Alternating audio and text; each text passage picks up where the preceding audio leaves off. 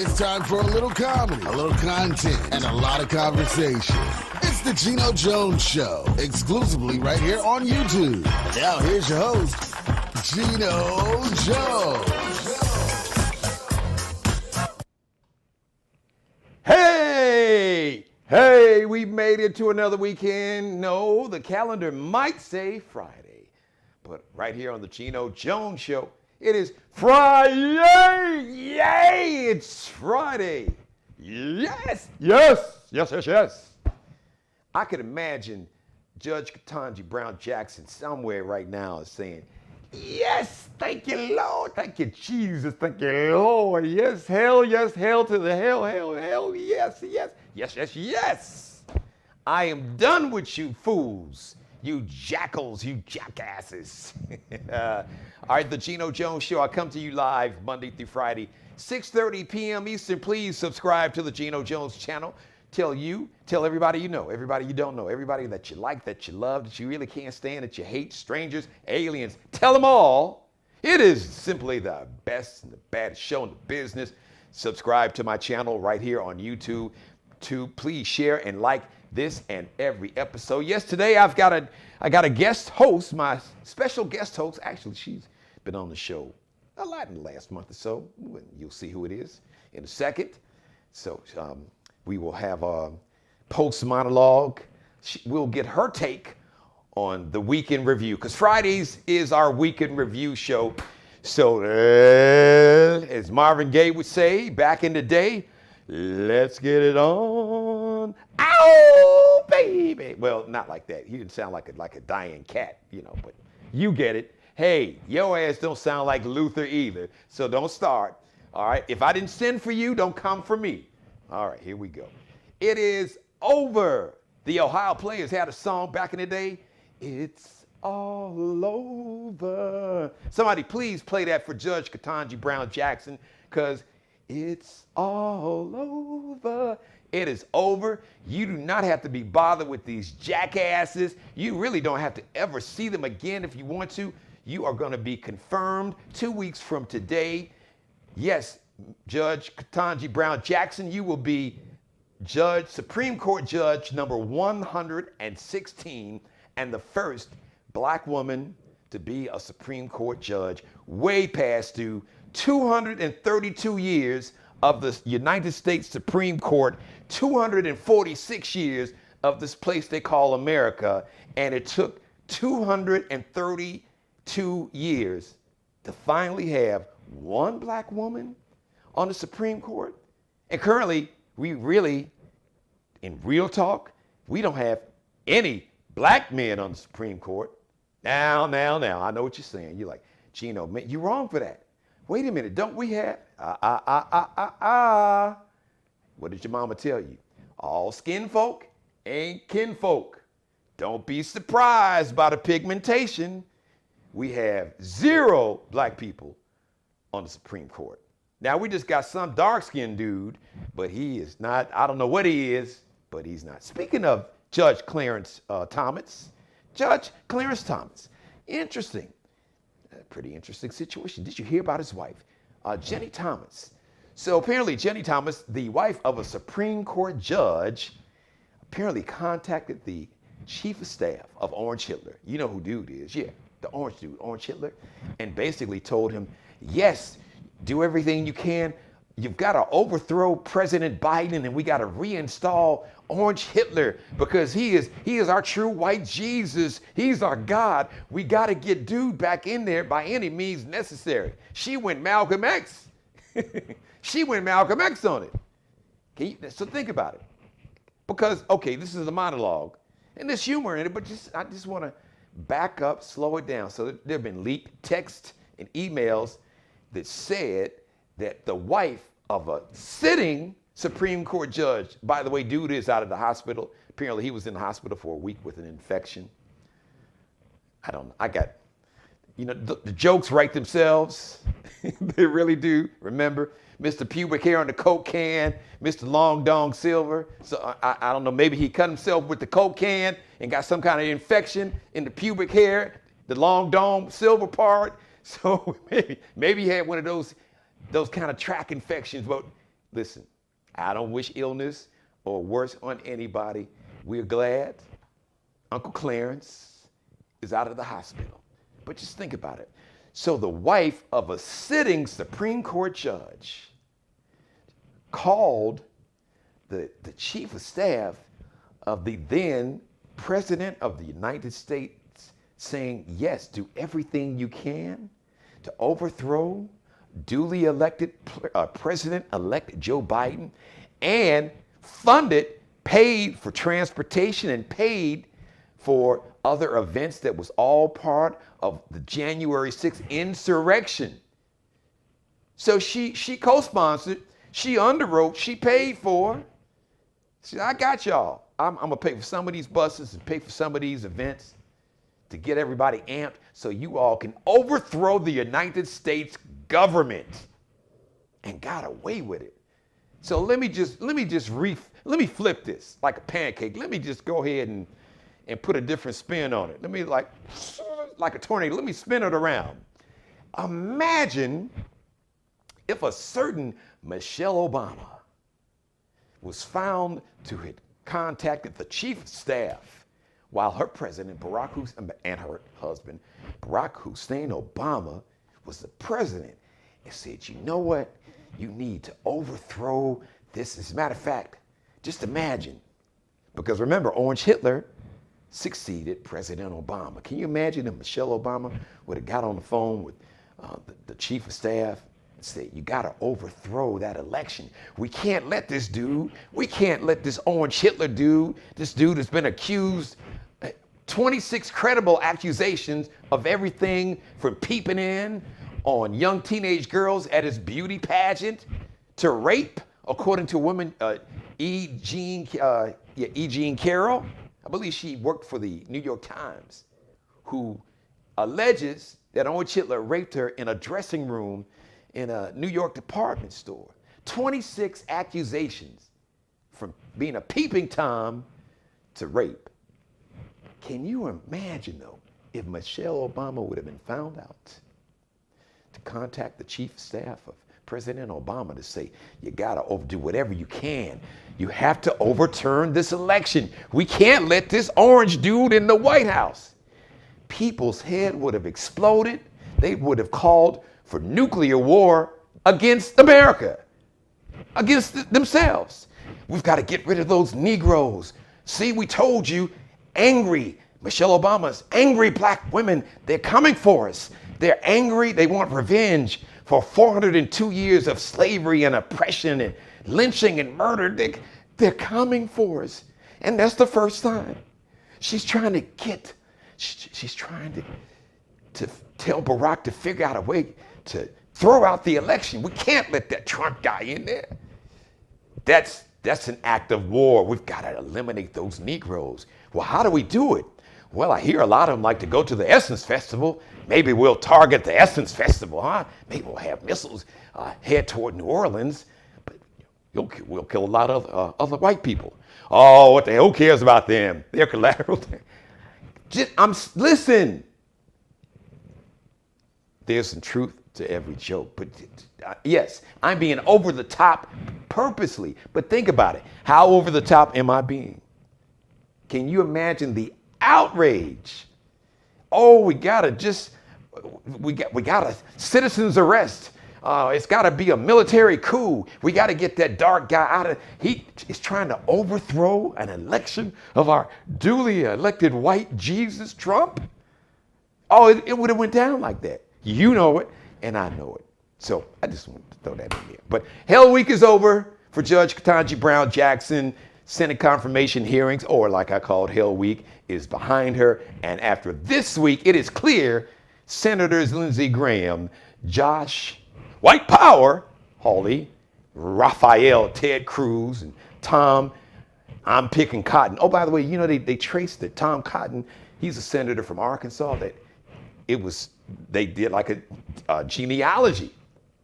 You know, they traced his ancestry, and his ancestors owned slaves. And he was just kind of cavalier about it, like, oh, well, no big deal, Mr. Tom Cotton. So I guess we know how Tom Cotton got his name. But it's clear after this week, and with all the bullying, the verbal bullying, the beat up on a black woman, the clown show.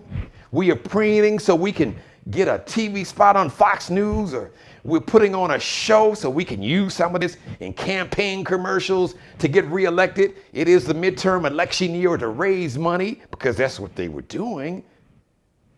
Yeah, after all of that behavior, all of that bullying of Judge Ketanji Brown Jackson, it is clear that Hell Week for Judge Brown Jackson means that all them dudes I just mentioned, yes, Lindsey Graham, Josh Hawley, Tom Cruise, or Tom Cruise, Raphael, Ted Cruz, and Tom Cotton are going straight to hell.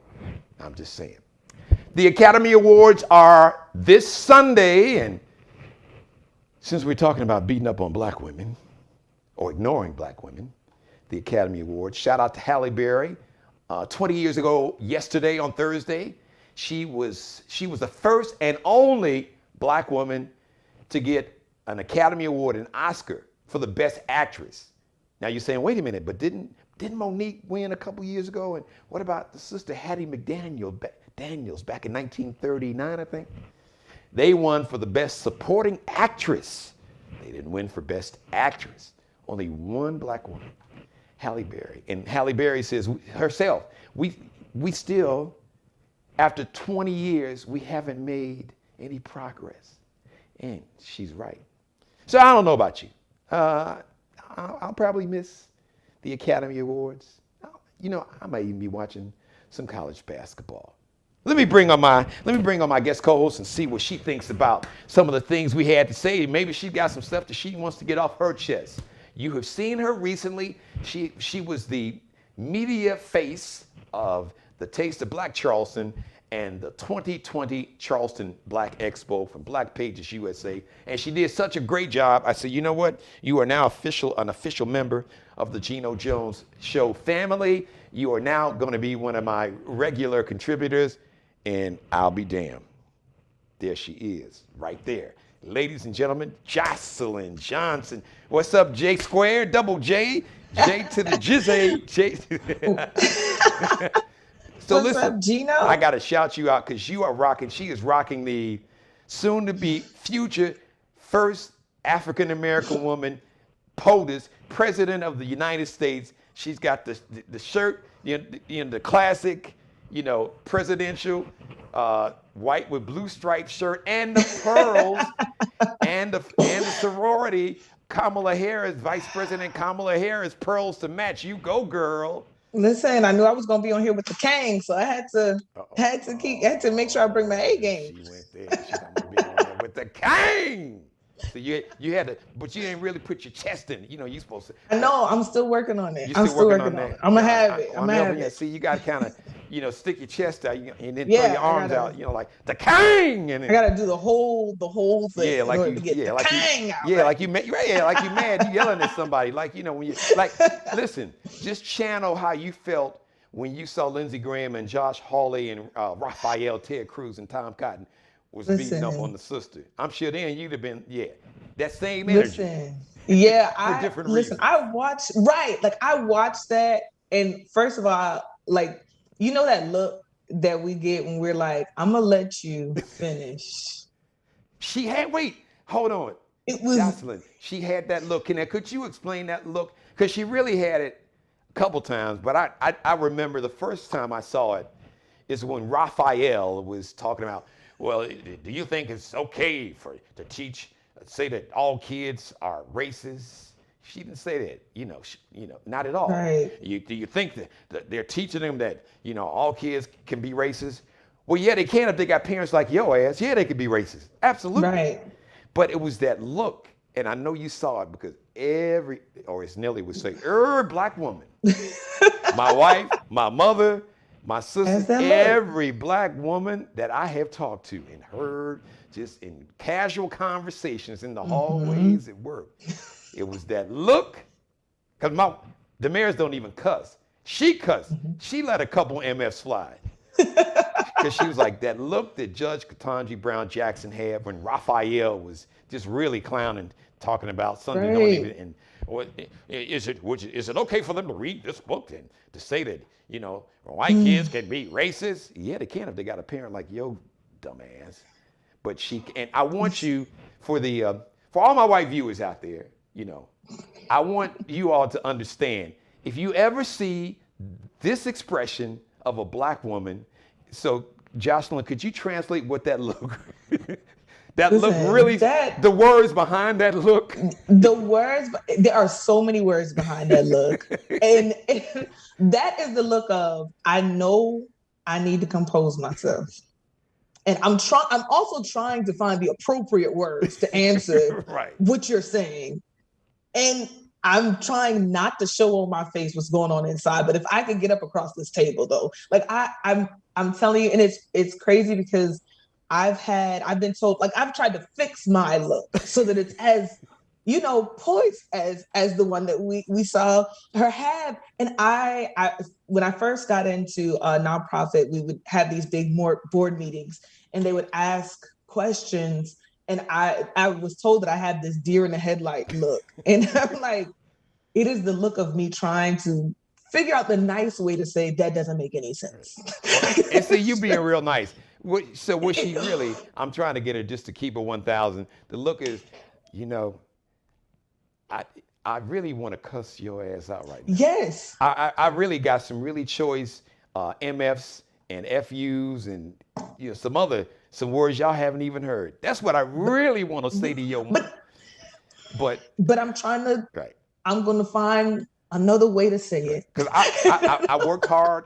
I'm like smarter and more talented than everybody in this room. But y'all trying to play me like I'm dumb because I'm a woman and I'm a black woman. And y'all think I'm stupid right now. So you really trying to play me. So you think I don't know what you're saying. Right. So but I do. Yeah. But that look also, like, one thing that really stuck out to me with that look is also, there's a photo that someone captured of her daughter looking on to her with such pride. That look is because we know we have other people looking at us too. Yeah. That's trying to be that example. Yes, and we live for the moments to make sure our children are proud and that they have the door open and the path to walk through. Now, that doesn't mean later on you may not hear what I have to say, because I'm not going to make that promise. But in this moment, I'm going to let you have it, and I'm going to let you marinate on it, and then I'm going to give it to you when you least that's the thing about the black woman. Like, when you least expect it, we're going to remind you of that time you asked what a woman was. And for the white viewers and for even some of you brothers need to understand this, especially a black woman. My mother and I were just talking about this with my baby sister. They got a memory like an elephant. They don't forget anything. Now, you might think they forget, but if you cross them, you can't erase that. That it is etched. Yeah. And now, am I wrong, Jocelyn? No, you're not wrong. We forgive, but we don't always forget. My family laughs at me all the time because I'm like, I will forgive, but I do not forget. You be blessed over there, or I might not be as kind the next time. Be blessed over there. But I was both frustrated and proud of the moment of how she composed and maintained. Like, I prayed to have that out just a bit more of that, to be able to sustain that many days of just nonsense. Yes. Like ask me something for real. Like, stop playing in my face. Like me and my friends like to say, stop playing in my face. And ask me something. Excuse me for jumping in. I just want to kind of reinforce your point. Ask me something that's relevant to the damn job that I'm about to get. Please. Don't ask me, well, on a scale of 1 to 10, what's your faith? First of all, here's the part that really pissed me off with that. So there's something called Article 6 of the Constitution. It says that there is no religious test for any public office. So Lynn Graham. Oh my gosh. I'm trying to really be nice because I know. I don't know what the pronoun is, so I'll just say good old Lynn. Senator Graham. I don't know what pronoun Senator Graham is going by today or whatever, but he knows that in any other situation, Jocelyn, you understand right, that. You go on a job interview, which that was a job interview. Right. It is illegal. Article 6 of the Constitution state you cannot, there's no religious test. You can't ask, well, what's your religion and who do you pray to and how many times you go to church? Geno, I tried so hard to follow what point he was trying to make. Like, I tried hard. I was like, let's not be biased. Maybe he's getting to a point. He's not getting to a point. He's still talking, not getting to a point. That was tough to watch. Because he's in South Carolina, I think. I was more so like. Really triggered. Like, we doing this? Really? But see, the slick part was apparently, because I talked to a friend of mine, and he, maybe all my lawyers, y'all can chime in too, but apparently Article 6 of the Constitution doesn't apply to Congress. So even though that was a job interview, like anybody out there that works in HR, you know that if you are interviewing somebody for a job interview, you can't ask them about their sexual orientation. Right. You definitely can't ask them about religion, none at all. And she was clear. It's like, my personal faith has nothing to do. My personal faith is completely separated, and it is out of the room when I am making a decision. I do not allow whatever personal religious beliefs affect my judgment when it comes to making rulings as a judge on the Supreme Court. Exactly. So what did you think she was going that part? And then Raphael, Ted Cruz, and then Josh Hawley, and then Tom Cotton about. So, they tried to turn So what were y'all trying to turn? That you would think that every convicted sex offender that came before her, she just say, hey, throw out the kid, go home. Go on out there. Don't worry about it. That's what you would think, right? That's what you would think. Now, these are the same men that didn't have anything to say about. Got 2 Supreme Court judges, sitting Supreme Court judges. You supporting the one who, talked about the pubic hair and the Coke can and his male endowment, and then you had the other one who was credibly accused. As a matter of fact, the woman, the credible accuser, showed up to the Senate confirmation hearing, Professor Christine Blasey Ford, and said, yes, and when I was a teenager, that dude raped me. Right. And I didn't hear a peep out of them. Not to mention, like I said, the dude they supported for 4 years, Mr. I've been credibly accused by 26 different women of everything for being a peeping. And admitted to a couple of things. On tape admitting to sexual assault. Yeah, you can grab them by the. Yeah. And they like it. Really? Right. Sir, who told you that? What you say? Say that part. Say that part again. See that? Sir, who told you that? Willis, who told you that, Willis? Right. Who? No one told you that. So apparently they didn't have. So these are the same men who were preening like a peacock, acting like they're virtuous, and we are the defenders and the protectors of women and children, and child pornography is horrible. But the dude that had sex with an adult porn star while his wife was pregnant, you was cool with that, and paid off the porn star. You was good with that. So, oh man, it's crazy. If you missed Wednesday's episode, anybody, please go back. Jocelyn will tell you. Oh yeah, I went full in, fully in. Slamming.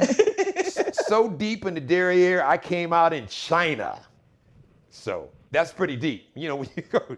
Listen, got it, but it was necessary. So yes, listen. There are times when I always say there are times when you earn an ass whooping. There's times when you just as a kid, I think there all were times where we earned it. We just kept on and kept on.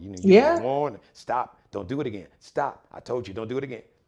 But see, there was a one time, my mother who's watching now, I'm gonna tell you one time.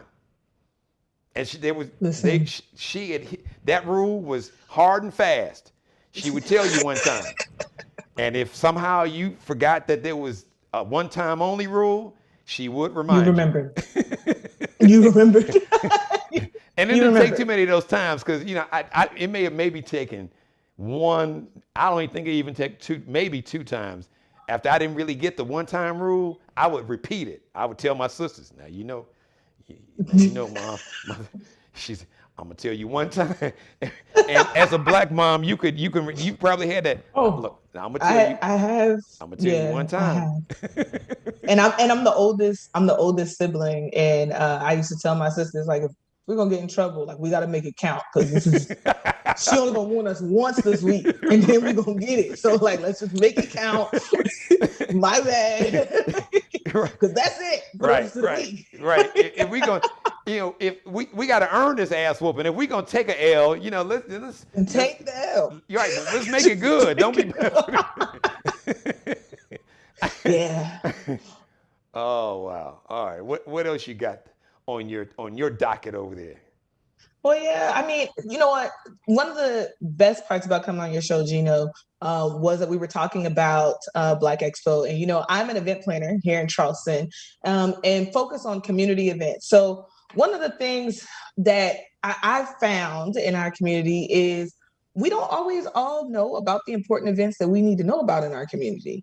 And I'm even going to go as deep as say, even in the Black community, that there are events that are necessary to know about that we just don't always. There's like different crews or crowds and things like that. Yes. And I want us to do better in that. So if you don't mind, I do plan to make sure that we talk about some type of community or some type of event that is going on, that people just need to know about so that we get the word out. Shameless plug, I'm working on the Juneteenth Family Fest, which will be at the North Charleston Riverfront Park on June 18th. It is free for everyone to come. It's a family-friendly event. There are 3 Juneteenth events going on, major ones going on in Charleston. There are many, many more, but I want to take a moment, the few minutes that you give me, Geno, to really talk about all of those that happen. So each week, I'm gonna bring a different one for us to talk about, for us to make sure we get the word out. I heard about the event happening on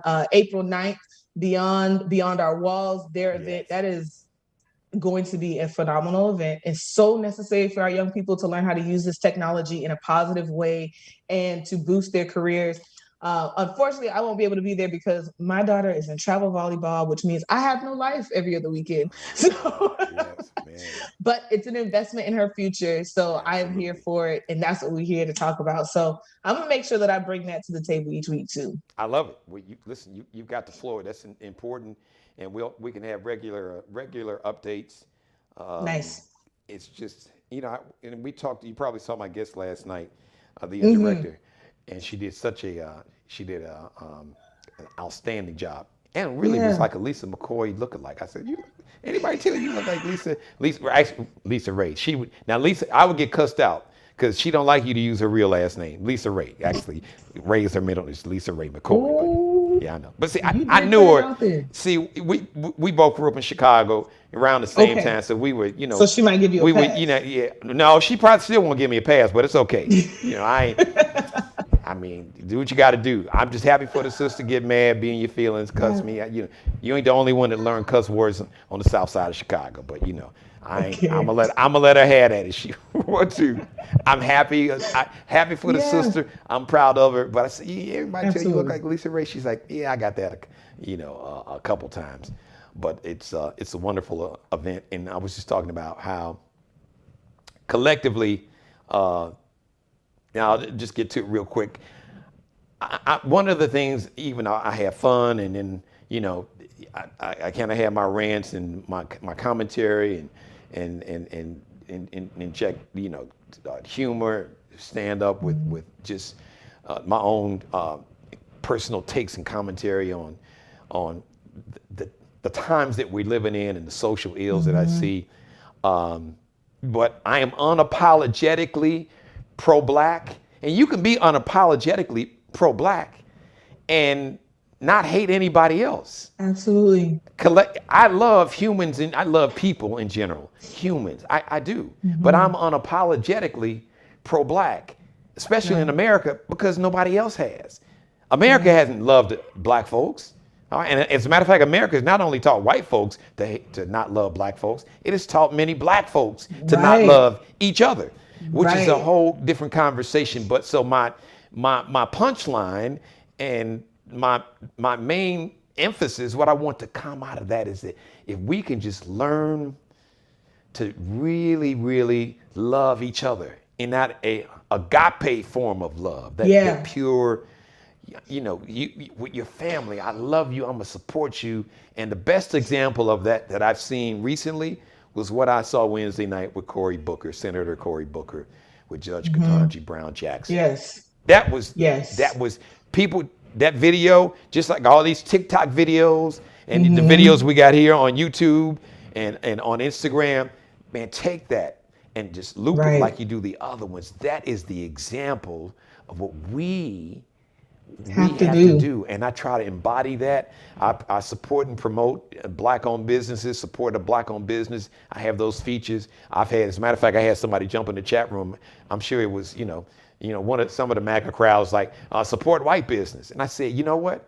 Black folks been supporting white businesses for 402 years. Listen, Geno, I always say, like, if you live in a neighborhood and a house is burning and the fire truck comes past your house to get to the burning house, you're not going to say, wait, stop and put water on mine first. You're fine. Like, we will get to you. But we have to support one another. Like, it's important. And that doesn't mean that you hate another group. It just means that you got to stop the bleed. We have to support one another and make sure we uplift each other in all ways with our time, talent, and money. Like, the whole thing, we got to make sure that we support each other and back each other up. And I'm big on that. And I've been very intentional with my business on that and making sure that, we come together as a community. Collaboration is key. It is room at the table for all of us. So I want us to make sure we remember that. And I'm very intentional with supporting black-owned businesses because, like I said, listen, I supported white-owned businesses all my life, my family. Sears, Sears Roebuck catalog and, order, the whole Sears Finest. My grandfather, we had the Sears Finest everything, I remember that the whole little S&H, I'm really dating myself now. They had the S&H green stamps. And so we supported Zenith. It was they had a place where you could buy the Zenith TVs, as a kid. My grandfather would pay cash. He didn't even believe in credit. He's like, no, you joke, you laughing. Really? He did not know. My grandfather did not believe in credit. He and my grandmother, I never seen him argue, but that was only the few times they kind of got close to it. She'd be like, Conway, you need, no. That's intense fellowship. That's not arguing. Yeah. Now, I know economists and my business majors would say something different in 2022, but keep in mind, this man was born in 1888 in rural Mississippi, a little small town, Yazoo City, Mississippi. So I'm just a man. He lived through the Great Depression. Right. All right. So they weren't doing that. Right. So he understands, like, look, I didn't seen this whole thing crash and burn. He didn't live and seen people being lynched. And think about how a man who quit school, dropped out of school in the 3rd grade to get a job to help his single mom take care of himself and his 2 younger brothers and her. So, but no, he was like, if you don't have cash, then you don't need to get it. Right. Which really ain't that bad. And like I said, I'm not an economist. Not that bad of an idea. If you can, look, if you got it like that, I don't because he didn't believe in owing people. Right. Nobody. Right. That's how my husband is. And he's old school like that too. Well, you know what? He's like, your husband's stress level is probably pretty low because you can sleep real good at night when you know you don't owe nobody. Right. When you know you can answer the phone and don't spam call. Y'all. No, I ain't gonna answer that. Y'all, I'll get to y'all. If I had the damn money, you wouldn't have to call me. I'd have called your ass or would have been paid already. I would have given it to you guys. Right. So you keep calling. I'm not answering the phone. At some point, you need to, I understand what your job and they telling you to do, but at some point you need to figure it out. If I ain't called your ass back, I ain't got the money. So you can keep wasting your time, but I'm blocking your number. So do what you got to do. But just not block. I don't even want to see the block. Just stop calling, damn it. How about that? Right. Trust me, when I get it, I'll call you. You ain't got to call me. As a matter of fact, I ain't going to call you. I'm going to just go online and find out what the payout is for that day and just be done with it. And I don't even have to interact with you.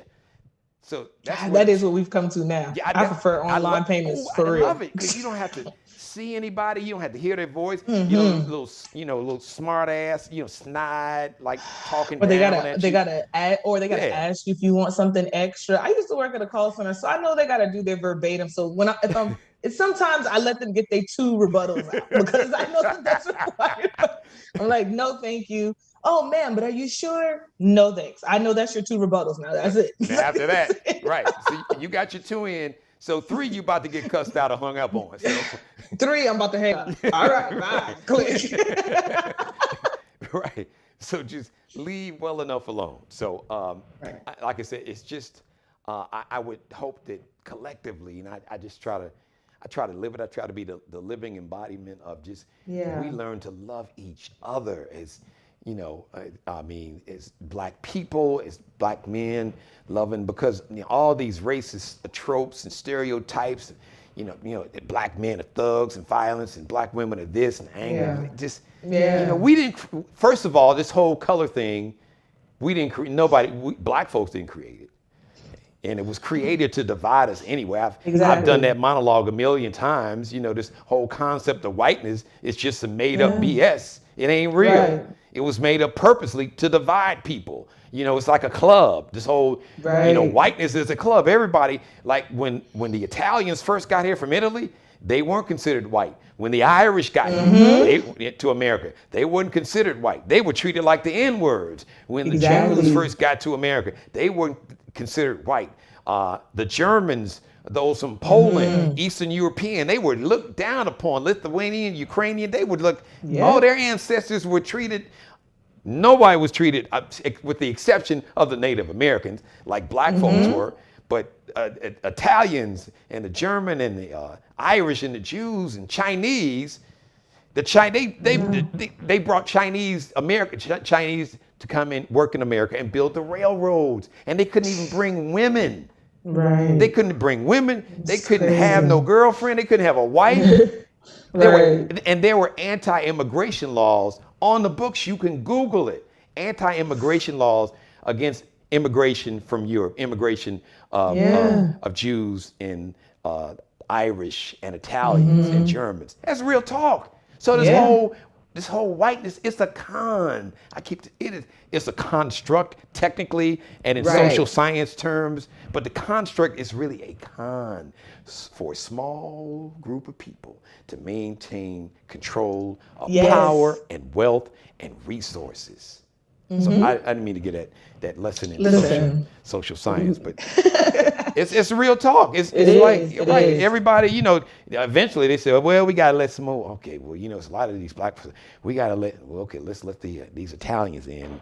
We'll let them in the white club if they kind of pass. If they go to the right school, exactly, the Ivy League school, and you pass the criteria now. Okay, you can come on into the club, the white club. But there's no such thing as right school for us. I went to a private school, so I can tell you, ain't no such thing. Because of this melanin. Right, this melanin. The things I heard in private school, I was like, y'all paying to send me for these kids to tell me Jesus dropped hot chocolate on my ancestors. What? You want me to get put out of this school? Right, because you can change your last name, your surname. Yeah. You could work on getting rid of whatever accent or dialect you have. Exactly. We can't get rid of the melanin. The melanin is there, and it's there for a reason. God knew what He was doing. Right. I was about to say, I'm proud of my melanin. I love it. I learned to look back at those same kids and be like, remember me? I've had some remember me moments where they're like, oh, Oh, I do remember. Remember what you said? So you tell me you went cool Mo D old school. How you like me now? Yes. How you like Not me above now? it. That's right. Yes. How you like me now? Right. All right. Yes. All right. Listen, Jocelyn, great. So, final any final thoughts, final words And for this week? love one another. Love one another. Collab. Love on Yes. each other, and And just keep loving on collectively, each other.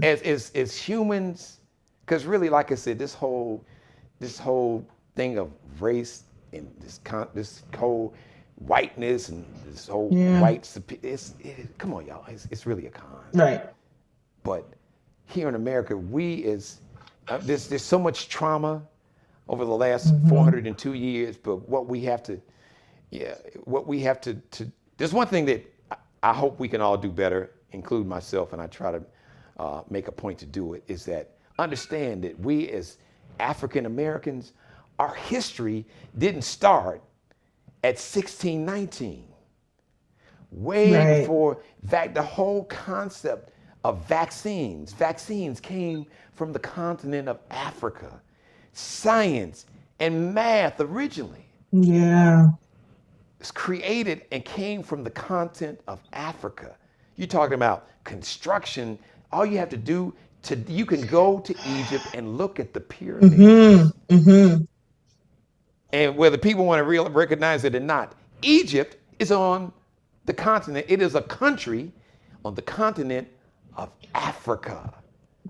Right. And just Google the Moors. Do your homework. Those pyramids. And think about it. They didn't have these huge construction companies, with these cranes and so just machines, and tools. And think about the intelligence and the mathematical mind they had, to the precision. They can't even duplicate the pyramids now with all the technology and artificial intelligence. They can't repeat what was done then.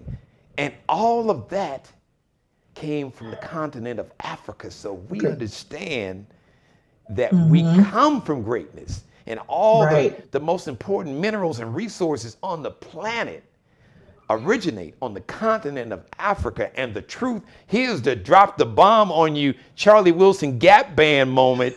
Drop the mic, shut up, and get the hell off the stage, Geno. Stop talking. Do your homework. Talk to an anthropologist. Civilization, mankind as we know, the first man was found on the continent of Africa. Okay. I'm just saying. There's a reason why, we got a little more melanin than you. There's a scientific reason. I was gonna say, like, white can't make black, so right. Okay. Right. So we didn't. There's a scientific reason. There's a scientific reason. Folks migrated. So exactly. I'm not a history professor, but I was a kid. I read a lot. I used to sit and read encyclopedias because. I digress. That's a whole different conversation. I miss having encyclopedias, but okay. J Squared. Jocelyn, you did an outstanding job. So we hope to see you again. Yeah, we got to run it back. We got a lot of great events with Juneteenth Day. Yeah. So let's talk about that. But yeah, guys, let's learn to love it. And we as Black people in America, let's stop listening to what other people who don't look like us, and some who do, have to say about us, and don't allow them to create our narrative. I always say, don't let other people's perception of you become your reality. Yes, we do love each other, and we do root for each other, and we do want the best. And if we focus, but see, we don't, and the media doesn't focus on that. They don't focus on the brothers that love their the mother of their child, or love their mom, and it's love their kids, and want to take care, help their parents, and that love and worship the Black woman, or vice versa, the Black women that love that. We focus on the negatives. We focus on everything else, and we focus on those that choose to marry somebody that look differently, and do you. That's that. But at the end of the day, let's just celebrate. Let's celebrate each other. Celebrate one another. Let's celebrate Black excellence, Black achievement, Black love, and love on each other. Like Cory Booker literally in front of millions of people, loved on Judge Ketanji Brown Jackson Right. and didn't put his hands on her. Right. He gave her that love with his words and his spirit. He's like, I got you. And Right. God's got you, my sister. And they said all this stuff, but I'm going to say this. I'm going to shift the narrative. And it allowed Right. her, because think about it. That was the first time when she really showed emotion. And you saw the tears streaming down her eyes. And Exactly. I felt it. And I'm sure as a black woman, Yes. you could feel it. Because you said it best, Jocelyn. Because you've been in that situation where you've got to just sit on this and you got to hold it in. And you can't let them know. You can't let them see you sweat. So you got to. And it's nothing like having that support. It is nothing like having that support and being like, all right, you see me. Like, we walk in the room, we see each other like, okay. Oh, and that's so real. That's a whole nother, that's a whole. We got to do that though. We got to do that.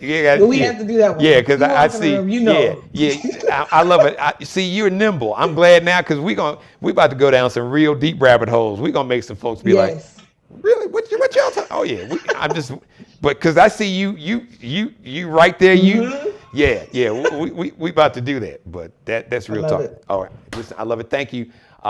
Great job. We will see you soon.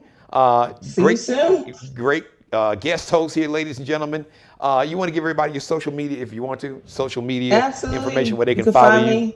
Yes, you can follow me on social media, eventionsbyjocelyn.com. That's EVENTIONS by Jocelyn with an S.com. You can, on all the social media platforms, it's Eventions by Jocelyn. Go follow me. I appreciate it. I appreciate you. And thank you, Geno. No, y'all have a great one. Have a great weekend. Thank you. She did. Man, I told you. She came on as a guest. She represented the Black Expo and the organization, the company that puts on the Black Expo here. And she did a great job. I said, I got to invite you back. I want you to be one of my guest co-hosts. And boom, here she is. Hey, listen, thank you for letting me be a part of your life. Real quick, let me say hi. Hello to everybody. Hello, my mother. My mother's just co-signing for me. She's like, yeah, that's right. Conway Jones. You've heard me talk about my grandfather so many times. She said, he hated credit with a passion. Yeah, he did. He was cash. If you can't pay for it in cash, then you ain't getting it. We're going to save up some money. I'm going to go ahead and make some suits and dresses and do some alterations. I had the money in 24 hours, or as soon as I can get to the Continental Bank in the morning, I got the money in the bank already. We're going to go get this cash, and we're going to pay these folks. But he just wasn't doing the credit, period, full stop. All right, everybody. I love each and every one of you. Mother, I love you more than life itself. And shout out to the Big Picture Podcast. What's happening, Big Picture Podcast? Yes, sir. One time checking in everybody else. I want to thank everybody else for watching. I come to you live Monday through Friday, 6:30 p.m. Eastern, 5:30 p.m. Central. On my way out the door, happy birthday. I got into such a rant talking about Jenny Thomas and Supreme Court Judge Clarence Thomas and that whole situation. It's like, hey, yes. Overthrow the government. Yeah, we've got to overthrow this election, overturn it, cancel it. We can't let this Joe Biden do in the White House. Just imagine if Michelle Obama would have did that about Orange Hitler. No, we can't let this Trump guy get in. Come on, talk to Barack, somebody. Y'all, stop it. We got to do something. Oh, it would have been drama. All right. Please subscribe to the Geno Jones channel. Please like and share this and every episode. Go back and binge watch all my episodes. Wednesday show was fire. Like I said, I really went in on all the senators that were bullying Judge Ketanji Brown Jackson, who, by the way, 2 weeks from today, she will be confirmed because the vote will happen no later than the 8th of April, which is 2 weeks from today. So she will be confirmed as the next Supreme Court judge, number 116, and the first African-American woman to be a Supreme Court judge. So just wanted to let you know that. The next live edition of the Geno Jones Show. It's going to be Monday, 6:30 p.m. Eastern. Have a I'm doing my Tony the Tiger. Have a great weekend. We'll see you then. In the meantime, you can see a lot more of me. Just go back and binge watch, tag my episode, share it, copy the link, Send the link like I did. Send it to Senator Lindsey Graham, Senator Josh Hawley, Senator Raphael Ted Cruz, Senator Tom Cotton, Senator Marsha Blackburn. Yeah, copy the link and go ahead on their Twitter account or Instagram at their handle, copy the link. So you're going to come for it, black woman. I'm coming for you. Like I said, don't come for me if I didn't send for you. And don't come for the sister if she didn't send for you. Because if she does, you can just call me Robert McCall, the equalizer, and the king. All right, everybody. I love you. Shout out to Mr. Markel Bailey, the official barber and hairstylist for the Geno Jones Show. Check out his work.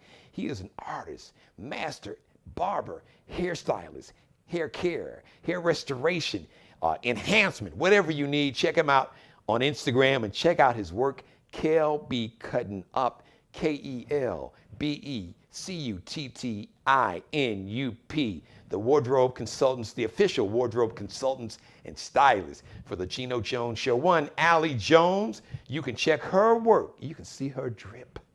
And he said, drip? What's drip? Her fashions, her collection. Drip is the kids.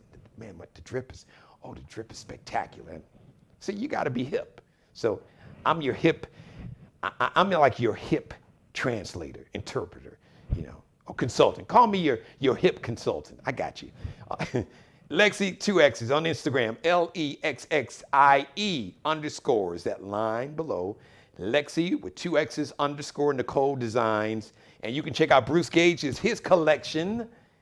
He's not a designer, but he's been in the retail boutique.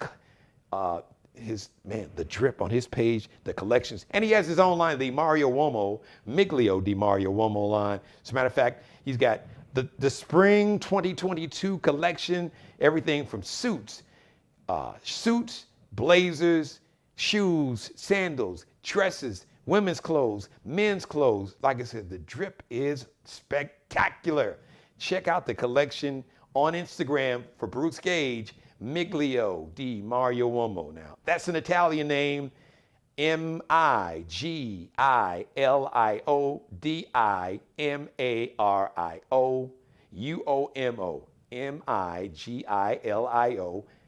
Dimario, Miglio or just search Bruce Gage on Instagram. Before I get out of here, just 2 more things. Really one phrase. As always, I want to say, be blessed. And let's pray for peace on our streets here, all throughout America, in Chicago, New York, Atlanta, here in Charleston, Los Angeles. Pray for peace in Ukraine. Let's pray for peace all over the world. Thanks for watching. See you live Monday, 6:30. But in the meantime, go on back and binge watch right now. Check out all my episodes. Have a great weekend. Subscribe and tune in to the next episode of The Geno Jones Show, exclusively right here on YouTube.